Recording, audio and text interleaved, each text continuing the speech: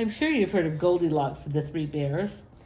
Have you heard of Goldilocks and the Three Dinosaurs? By Willems. Oh, let's see what this has for us today. Oh, Goldilocks and the Three Dinosaurs. As retold by Mo Willems. Once upon a time, there were three dinosaurs: Papa Dinosaur, Mama Dinosaur, and some other dinosaur who happened to be visiting from Norway. Oh, look at these guys. Home sweet dinosaur home.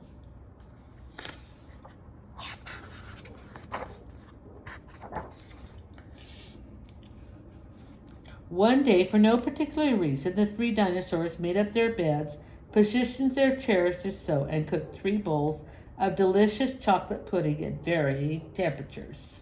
Look at the bowls. And there's the chocolate pudding. Oh boy, said Papa Dinosaur in a loud, booming voice. It is finally time to leave and go to the, someplace else. Yes, continued Mama Dinosaur. I sure hope no innocent little succulent child happens by our unlocked home while we are, someplace else. Oh, I don't like the sound of these guys. Har, har, har, har. Then the other dinosaur made a loud noise that sounded like a big evil laugh, but was probably just a polite Norwegian expression. The 3 dinosaurs went someplace else and were definitely not hiding in the woods waiting for an unsuspecting kid to come by. Oh dear. So what do you think is going to happen here? Sure enough, 5 minutes later, a poorly supervised little girl named Goldilocks came traipsing along. Just when the forest boomed with what could have been a dinosaur yelling, "Gotcha!" but I'm pretty sure it was just the wind, the loud noise was immediately followed by another loud noise that sounded kind of like, "Be patient, Papa Dinosaur.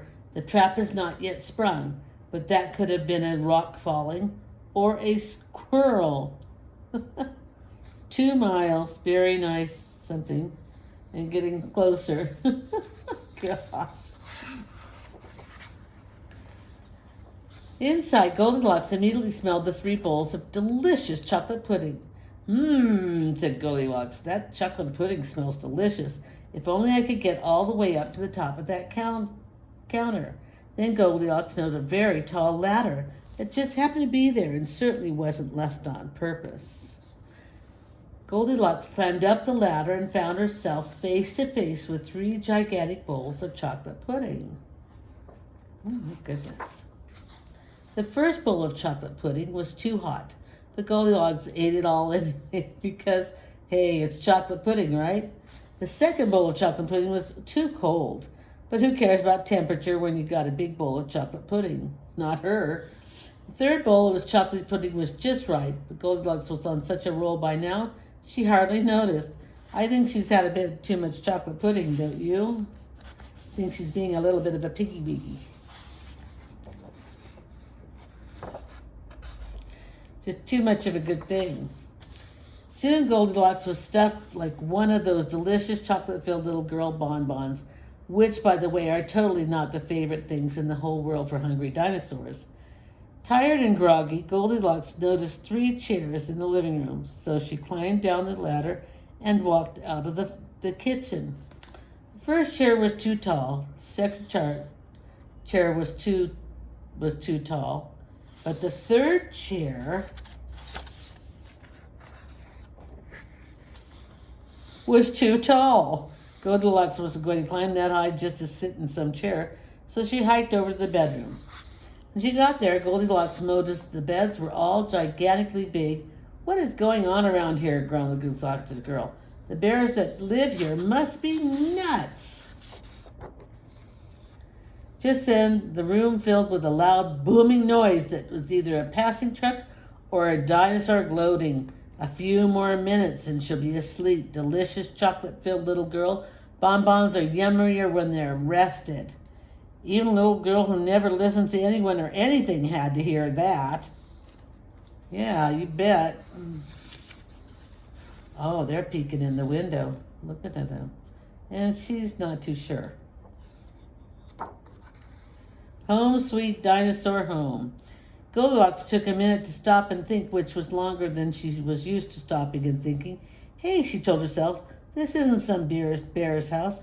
This is some dinosaur's house.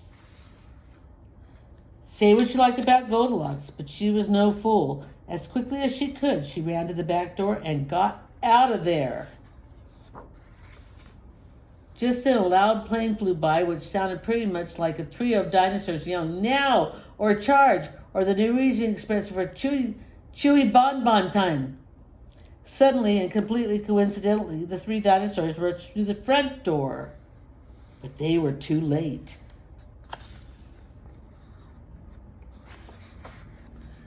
Goldilocks was gone, and all that was left of the house were three disappointed dinosaurs.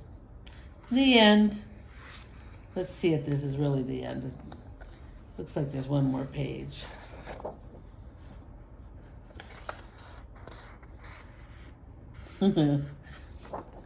And the moral... Wait a minute, there's more here. And the moral is, if you ever find yourself in the wrong story, leave, because there's the three bears. And the moral for dinosaurs is, lock the back door. Then she wouldn't be able to leave. Silly guys. Well, that was fun. Silly but fun, huh? Nice rendition. Take care, my dearest. Absolutely adore you, love reading to you, and I will see you next time. Take care.